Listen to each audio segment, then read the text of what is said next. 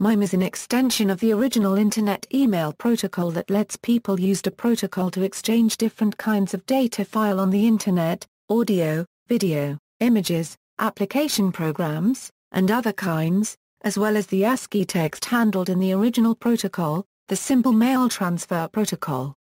In 1991, Nathan Borenstein of Belcorp proposed to the IETF that the format of email messages be extended so that email programs could recognize and handle kinds of data other than ASCII text. As a result, conventions for labeling and packaging such data were added to email as a supported type. Servers insert the Mime header at the beginning of any web transmission.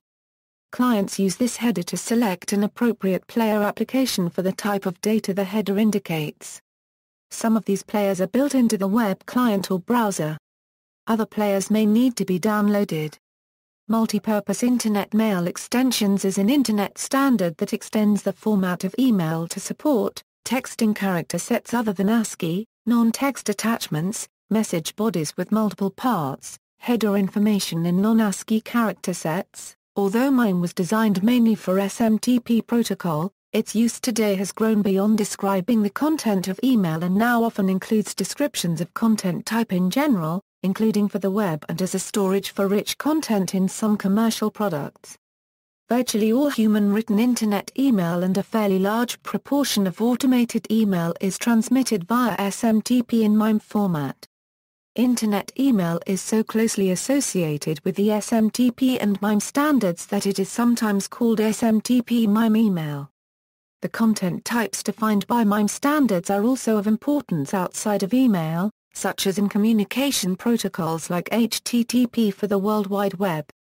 HTTP requires that data be transmitted in the context of email-like messages, although the data most often is not actually email. Mime is specified in 6 linked RFC memoranda, RFC 2045, RFC 2046, RFC 2047, RFC 4288, RFC 4289 and RFC 2049, which together define the specifications. Mime is an extension of the original Internet email protocol that lets people use a protocol to exchange different kinds of data files on the Internet, audio, video, images, application programs, and other kinds, as well as the ASCII text handled in the original protocol, the Simple Mail Transport Protocol. In 1991, Nathan Borenstein of Belcorp proposed to the IETF that SMTP be extended so that Internet clients and servers could recognize and handle other kinds of data than ASCII text. As a result, new file types were added to Mail as a supported Internet Protocol file type. Servers insert the Mime header at the beginning of any web transmission. Clients use this header to select an appropriate player application for the type of data the header indicates. Some of these players are built into the web client or browser. Other players may need to be downloaded. New Mime data types are registered with the Internet Assigned Numbers Authority. Mime is specified in detail in Internet Request for Comments 1521 and 1522, which amend the original Mail Protocol specification, RFC 821 and the ASCII messaging header, RFC 822. Mime headers, Mime version. The presence of this header indicates the message is Mime formatted. The value is typically 1.0, so this header appears as Mime version 1.0. According to Mime co-creator Nathaniel Borenstein, the intention was to allow Mime to change to advanced to version 2.0 and so forth, but this decision led to the opposite outcome, making it nearly impossible to create a new version of the standard. We did not adequately specify how to handle a future Mime version, Borenstein said.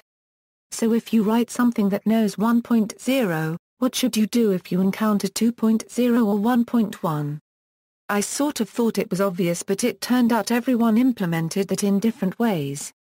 And the result is that it would be just about impossible for the Internet to ever define a 2.0 or a 1.1.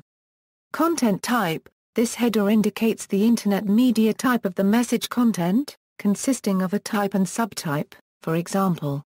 Content type, text plain. Through the use of the multipart type, Mime allows mail messages to have parts arranged in a tree structure where the leaf nodes are any non-multipart content type and the non-leaf nodes are any of a variety of multipart types. This mechanism supports simple text messages using text plain, text plus attachments. A Mime message including an attached file generally indicates the file's original name with the content disposition, header, so the type of file is indicated both by the Mime content type and the file name extension, reply with original attached, alternative content, such as a message sent in both plaintext and another format such as HTML, image, audio, video and application, many other message constructs, content disposition. The original Mime specifications only describe the structure of mail messages.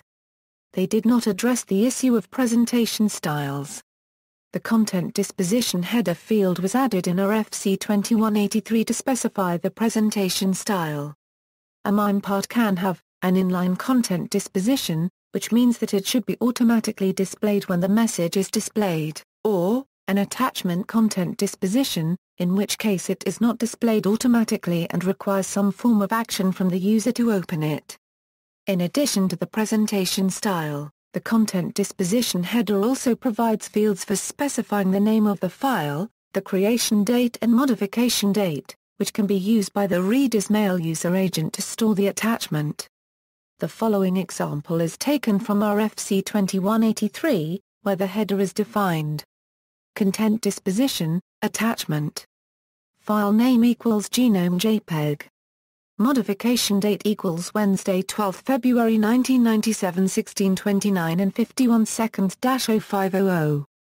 The file name may be encoded as defined by RFC 2231. As of 2010, a good majority of mail user agents do not follow this prescription fully. The widely used Mozilla Thunderbird mail client makes its own decisions about which Mime parts should be automatically displayed, ignoring the content disposition headers in the messages. Thunderbird prior to version 3 also sends out newly composed messages with inline content disposition for all Mime parts. Most users are unaware of how to set the content disposition to attachment. Many mail user agents also send messages with the file name and the name parameter of the content type header instead of the file name parameter of the content disposition header. This practice is discouraged. The file name should be specified either through just the file name parameter, or through both the file name and the name parameters. In HTTP, the content disposition, attachment response header is usually used to hint to the client to present the response body as a downloadable file. Typically, when receiving such a response, a web browser will prompt the user to save its content as a file instead of displaying it as a page in the browser window, with the file name parameter suggesting the default file name. Content transfer encoding. In June 1992, Mime defined a set of methods for representing binary data in formats other than ASCII text format.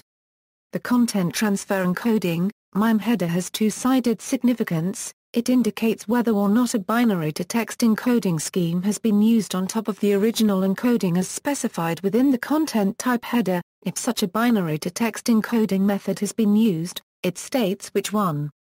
If not, it provides a descriptive label for the format of content, with respect to the presence of 8-bit or binary content. The RFC and the IANA's list of transfer encodings define the values shown below, which are not case-sensitive. Note that 7-bit, 8-bit, and binary mean that no binary-to-text encoding on top of the original encoding was used. In these cases, the header is actually redundant for the email client to decode the message body, but it may still be useful as an indicator of what type of object is being sent. Values quoted printable and base64 tell the email client that a binary-to-text encoding scheme was used and that appropriate initial decoding is necessary before the message can be read with its original encoding. Suitable for use with normal SMTP, 7-bit up to 998 octets per line of the code range 127 with CR and LF only allowed to appear as part of a CRLF line ending. This is the default value.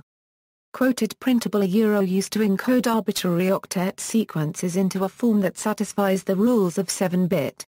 Designed to be efficient and mostly human-readable when used for text data consisting primarily of US ASCII characters but also containing a small proportion of bytes with values outside that range.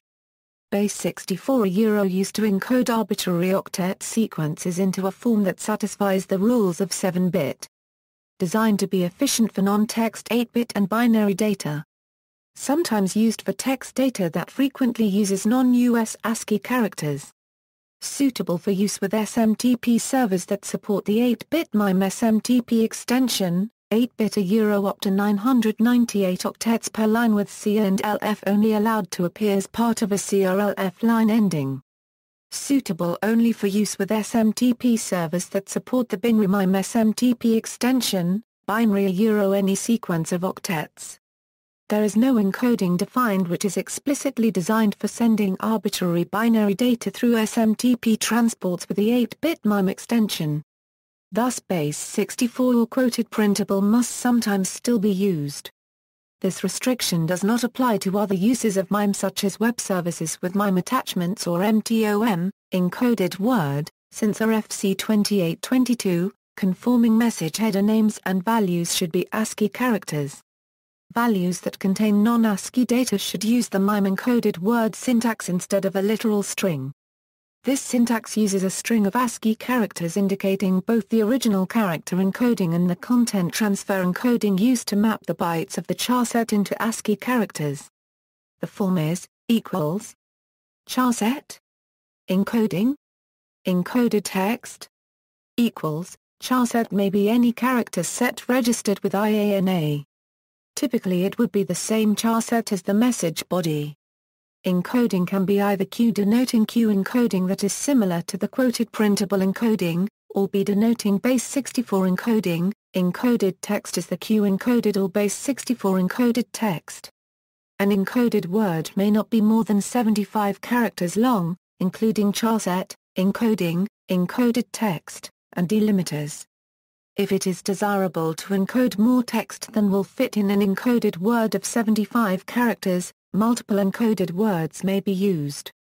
Difference between Q encoding and quoted printable: the ASCII codes for the question mark and equals sign may not be represented directly as they are used to delimit the encoded word. The ASCII code for space may not be represented directly because it could cause older parsers to split up the encoded word undesirably. To make the encoding smaller and easier to read, the underscore is used to represent the ASCII code for space, creating the side effect that underscore cannot be represented directly. Use of encoded words in certain parts of headers imposes further restrictions on which characters may be represented directly. For example, subject equals ISO 8859-1 Q equals A1 hola, say equals F1 or equals, is interpreted as subject, a hola, C plus or minus or. The encoded word format is not used for the names of the headers. These header names are always in English in the raw message. When viewing a message with a non-English email client, the header names are usually translated by the client. Multi-part messages: a Mime multi-part message contains a boundary in the content type, header. This boundary, which must not occur in any of the parts, is placed between the parts, and at the beginning and end of the body of the message, as follows. Mime version 1.0, content type, multi-part mixed. Boundary equals frontier. This is a message with multiple parts in Mime format. Frontier, content type, text plain. This is the body of the message. Frontier, content type, application octet stream, content transfer encoding, base 64.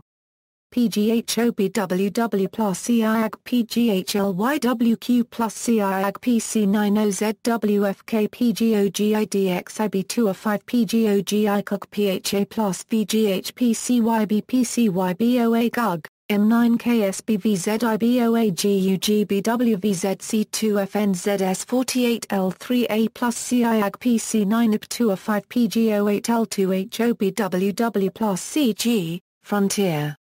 Each part consists of its own content header and a body. Multi-part content can be nested. The content transfer encoding of a multi-part type must always be 7-bit, 8-bit, or binary to avoid the complications that would be posed by multiple levels of decoding. The multi-part block as a whole does not have a char set. Non-ASCII characters in the part headers are handled by the encoded word system, and the part bodies can have char sets specified if appropriate for their content type. Notes: before the first boundary is an area that is ignored by MIME-compliant clients. This area is generally used to put a message to users of old non-MIME clients. It is up to the sending mail client to choose a boundary string that doesn't clash with the body text.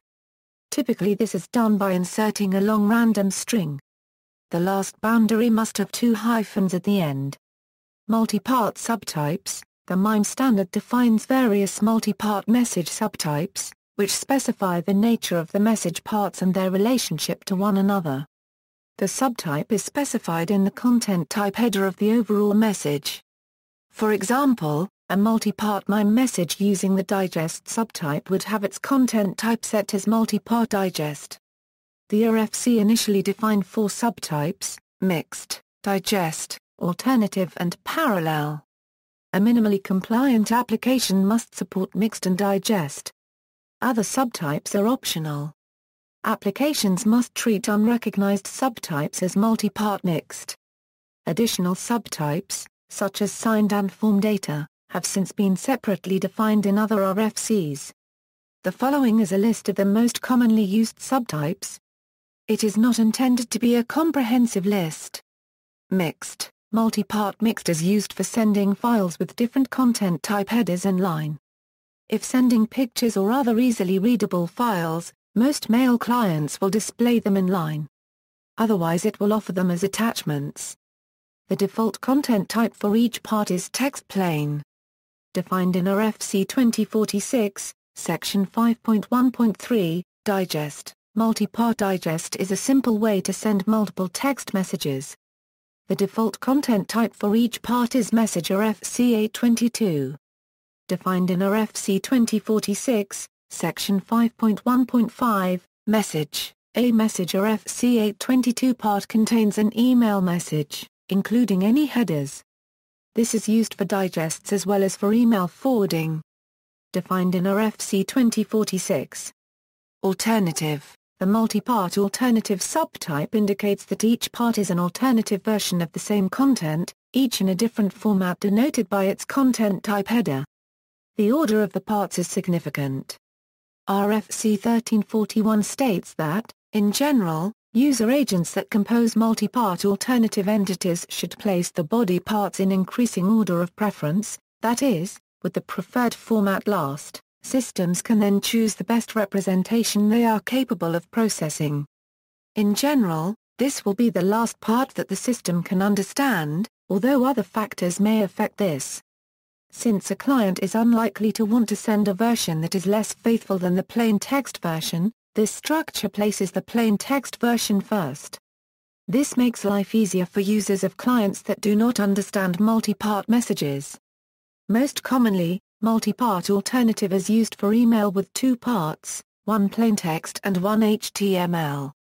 The plain text part provides backwards compatibility while the HTML part allows use of formatting and hyperlinks.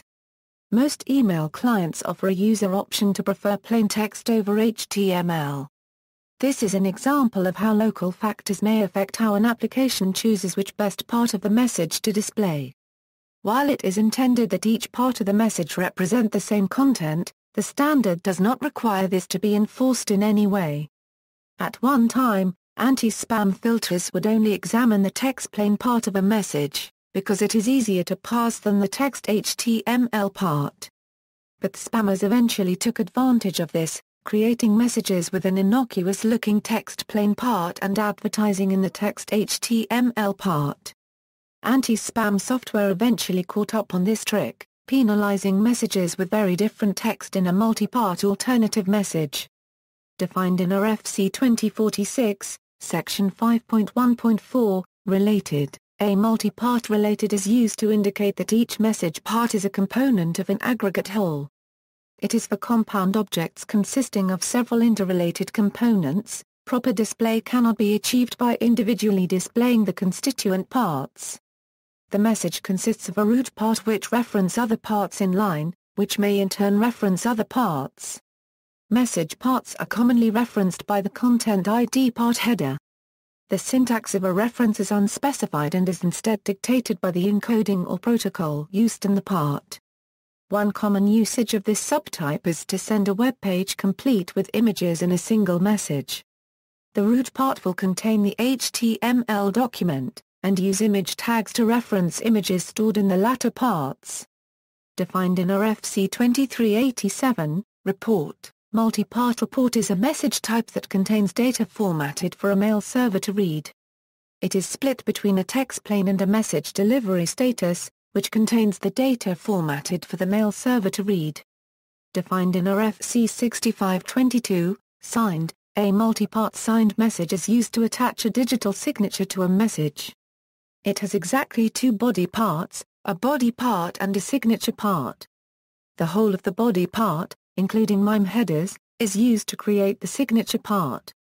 Many signature types are possible, like application PGP signature, and application PKCS7 signature. Defined in RFC 1847, section 2.1, encrypted, a multi-part encrypted message has two parts.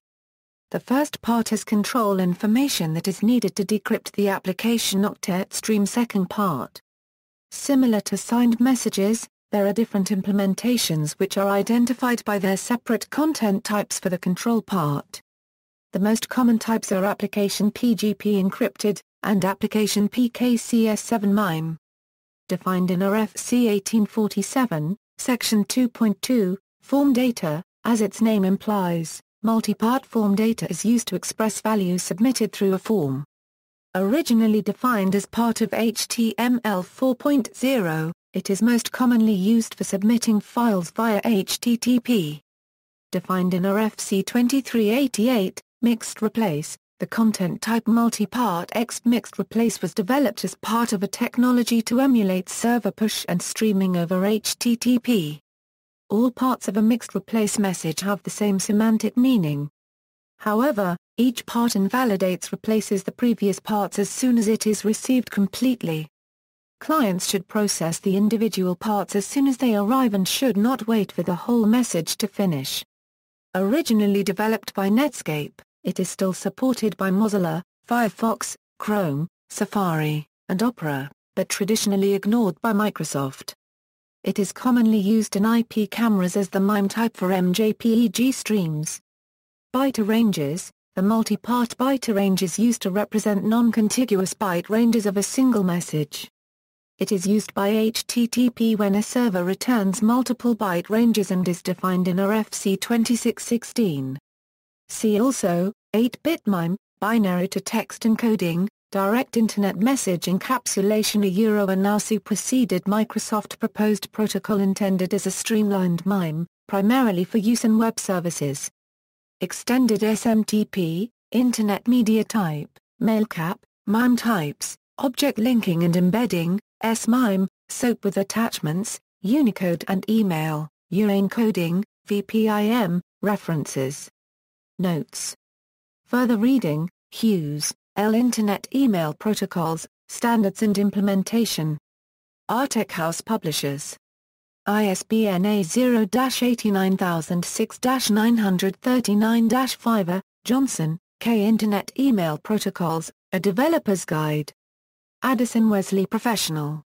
ISBN A0-201-43288-9. Loshin, P. Essential Email Standards, RFCs and Protocols Made Practical. John Wiley & Sons. ISBN A0-471-34597-0. Roton, J. Programmer's Guide to Internet Mail, SMTP, POP, IMAP, and LDAP. Elsevier. ISBN A1-55558-212-5. Wood, Deprogramming Internet Mail. O'Reilly. ISBN A1-56592-479-7. External links, a more detailed overview of MIME, MIME media types, comprising a list of directories of content types and subtypes, maintained by Internet Assigned Numbers Authority. List of character sets, properly configuring server MIME types, an easy-to-follow description of multi-part messages from MH and NMH, the MIME guys, how do Internet gurus changed email forever, free online PHP MIME checker, free online MIME email validator.